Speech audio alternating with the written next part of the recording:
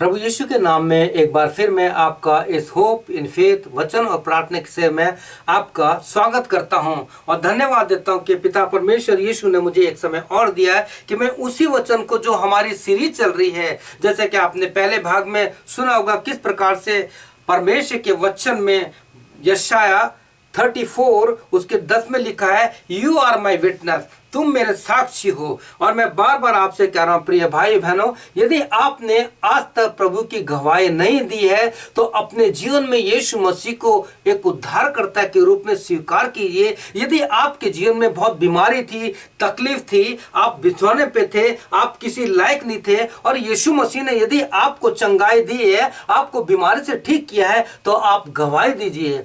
आज मैं एक और गवाही आपके साथ बांटना चाहता हूं, एक गवाह और आपके साथ बांटना चाहता हूं कि मैं अक्सर कहता हूं कि किस प्रकार से जो लंगड़े थे, जो अंधे थे, जो बीमार थे, वो जब प्रभु यीशु मसीह के द्वारा उद्धार के कार्य के साथ साथ जब उनके पाप क्षमा हो गए और वो चंगे हो गए तो यीशु के गवाह बन गए। हो सकता है आपको प्रभु यीशु मसीह ने चंगाई दी हो सकता है आपको प्रभु यीशु मसीह ने अच्छी नौकरी दी हो सकता है परमेश्वर ने आपको संतान दी हो, आपके संतान नहीं थी, हो सकता है परमेश्वर ने बहुत अलग अलग प्रकार की आपको आशीष दी हो, लेकिन आज तक आपने गवाही नहीं दी है। प्रिय भाई और बहनों, आज मैं एक और गवाही आपके साथ बांटना चाहता हूं किस प्रकार से यहाँ पे इस व्यक्ति के बारे में किसके लिखा है कि वो 38 साल का रोगी था।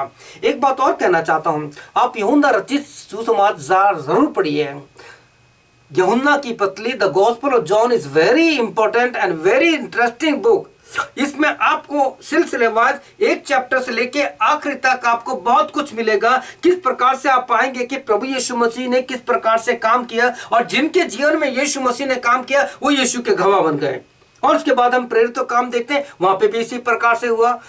यहां हम इस अध्याय में एक बात देखते हैं, ये अध्याय हमें रुला भी सकता है अगर इसकी गहराई में जाए तो। यहां हम इस अध्याय को पढ़ते हैं तो पाते हैं कि एक व्यक्ति है जो 38 साल से बीमार है और मैं सोचता हूं कि जब वो छोटा बच्चा होगा, माता पिता के लिए दुलारा होगा, और जब बच्चा वो बड़ा होने लग गया, आज बीमारी, अय्यूब की पुस्तक भी कहता है कि बीमार लोग तो जो बीमार हैं वो लोगों की दृष्टि में हीन कहलाए जाते हैं, थोड़े दिन सेवा करते हैं उसके बाद छोड़ के चले जाते हैं। मेरा व्यक्तिगत अनुभव है, मैंने बहुत से हॉस्पिटल में ऐसे मरीजों को देखा है जिन्होंने रो रो के कहा कि हमारे परिवार के लोग हमें मरने के लिए छोड़ के चले गए। ठीक इसी प्रकार से एक व्यक्ति यहाँ पे शिलोह के कुंड के पास वो वेट करता है कि जब प्रभु का दूत आएगा, पानी हिलाएगा तो कोई मेरे पास होगा, वो मुझे उतारेगा तो मैं ठीक हो जाऊंगा। लेकिन प्रिय भाई बहनों, इस अध्याय में बहुत कुछ है जिसको आप पढ़ करके पवित्र आत्मा की सामर्थ्य में समझ सकते हैं।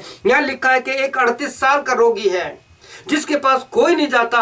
प्रभु यीशु मसीह जैसे उस सामरी स्त्री के पास चला गया, उस एक व्यक्ति के पास जो भूखी प्यासी थी, गर्मी में पानी भरने आई थी, अपने आप को प्रकट किया। ठीक प्रभु यीशु मसीह इस व्यक्ति के पास प्रभु के लिए लिखा है कि वो खोयों को ढूंढने, उनका उद्धार करने आया है। जो पाप में खो गए हैं, जो बीमारी में अकेले पड़े हैं, प्रभु यीशु मसीह उनके पास आ गया।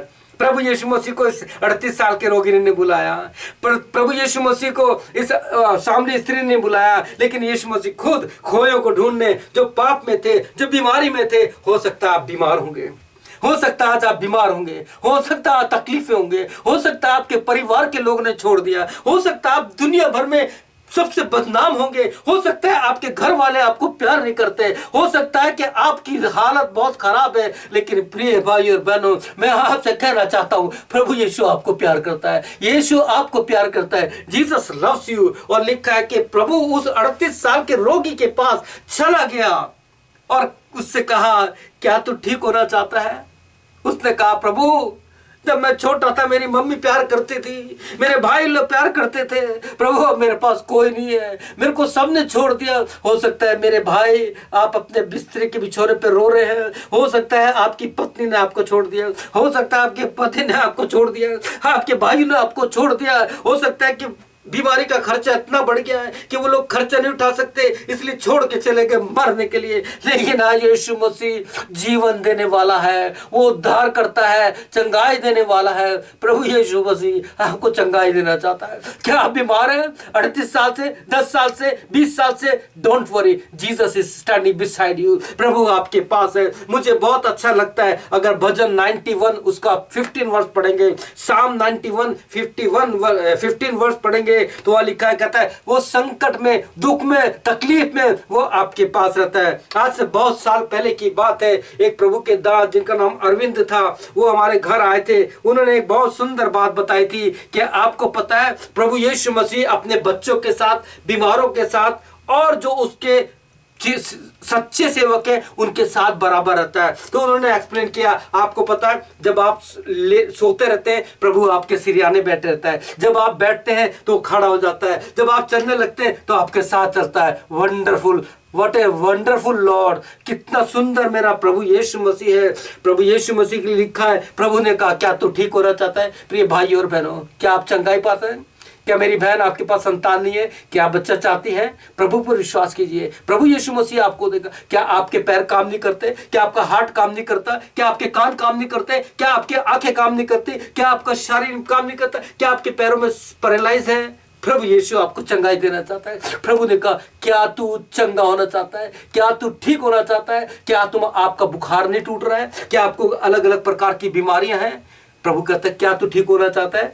तो उसने कहा प्रभु मेरे पास कोई नहीं है। प्रभु यीशु से आपको बताना चाहता हूँ, प्रभु यीशु मसीह आपके पास है। जब ये वचन आपके पास पहुंच रहा है, प्रभु कहता है क्या तू ठीक होना चाहता है? प्रिय भाई और बहनों, चिंता मत कीजिए। जब यीशु मसीह कहता है राइज, उठ जा, अपनी खाट उठा, अपने बिछानों को छोड़ दे। भजन 41 पढ़िए, साम 41 पढ़िए, जहाँ पे लिखा है वो तेरे बिछौने को उलट कर नया कर देगा, वो तेरे को टाट के वस्त्र उतार करके तेरे को अच्छे वस्त्र देगा। Only the one thing, प्रभु के वचन में लिखा है मैं तेरे पापों को क्षमा करता हूँ। प्रभु यीशु मसीह का लहू में सारे अधर्म से क्षमा करता है। प्रभु यीशु मसीह कहता है कि देख मैं सबसे पहले तुझसे कह रहा हूँ मैं तेरे पापों को क्षमा करता हूँ, फिर पाप मत करना। उस व्यक्ति से प्रभु ने कहा क्या तू चंगा होना चाहता है? क्या आप चंगा होना चाहते हैं? यीशु ने उससे कहा उठ, अपनी खाट उठाकर चल फिर। यूहन्ना जॉन 5:8-15 पढ़ेंगे तो ये सारी बात मिली है। वह मनुष्य तुरंत चंगा हो गया और अपनी खाट उठाकर चलने फिरने लगा। वह सबत का दिन था, इसलिए यहूदी ने उसको जो चंगा हुआ था कहने लगे कि आज तो सबत का दिन है, तुझे खाट उठाना उचित नहीं।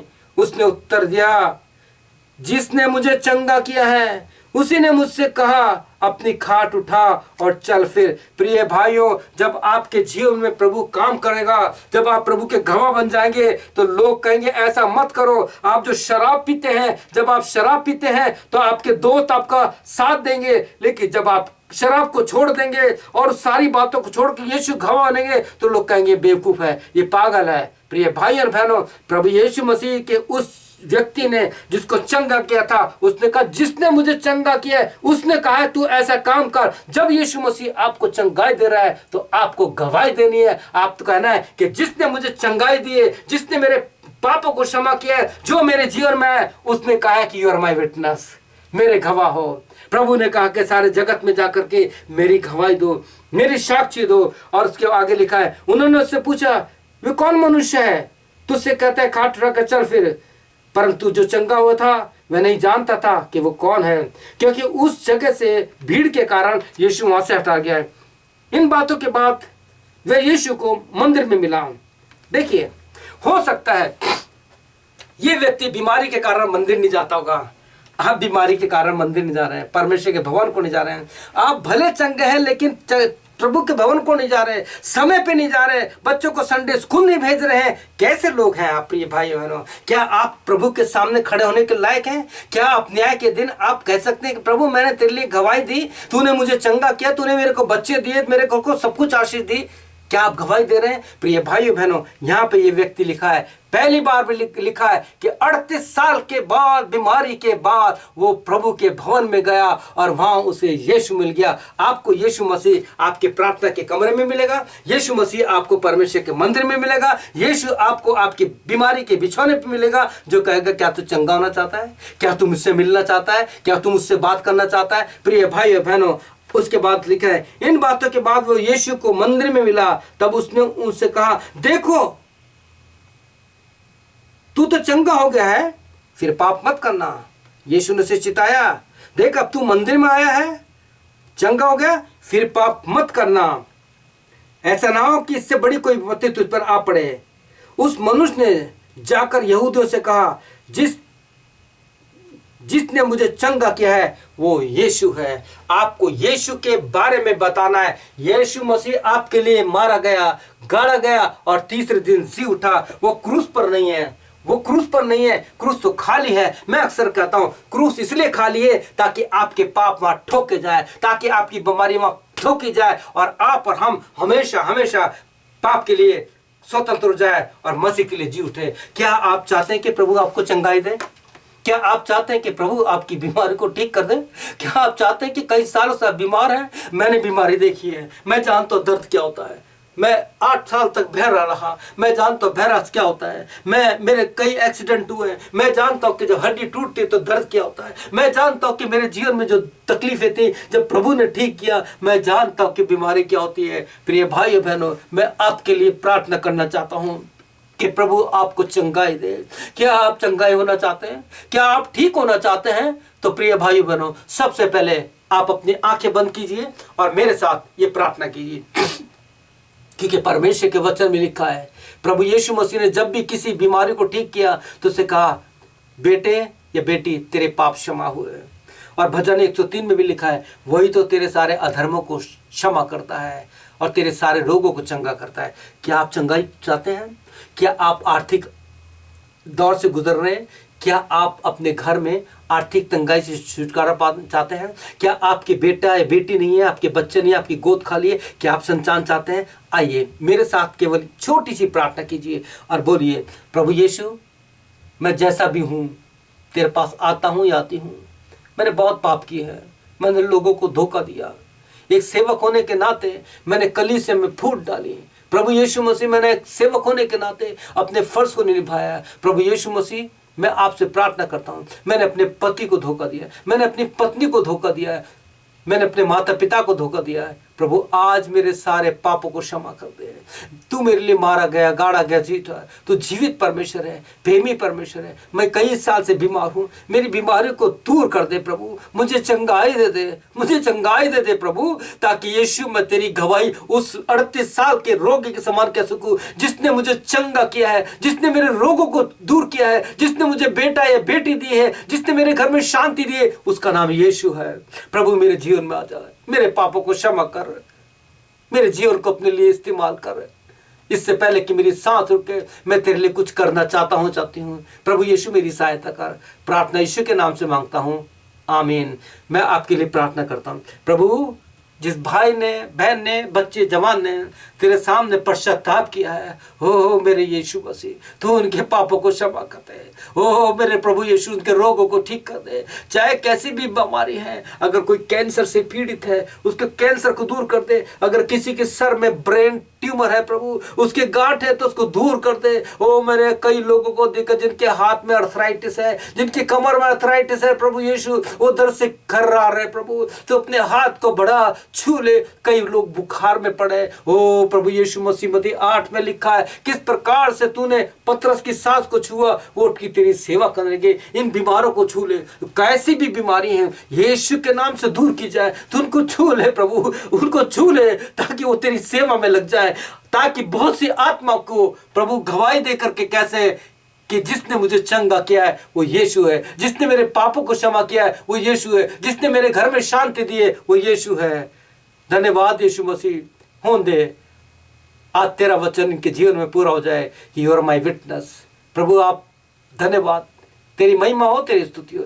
हर एक सुनने वाला भाई और भाई बहनों को आत्मिक आशीष दीजिए। प्रार्थना यीशु के नाम से मांगते हैं, आमीन। धन्यवाद भाई और बहनों कि आपने इस वचन को सुना। कि किस प्रकार से प्रभु हमारा जीवन देने वाला है, वो चंगाई देने वाला है और वो आपका मित्र है। प्रभु आपको आशीष दे, आपकी सहायता करे। May God bless you. प्रभु आपकी सहायता करे।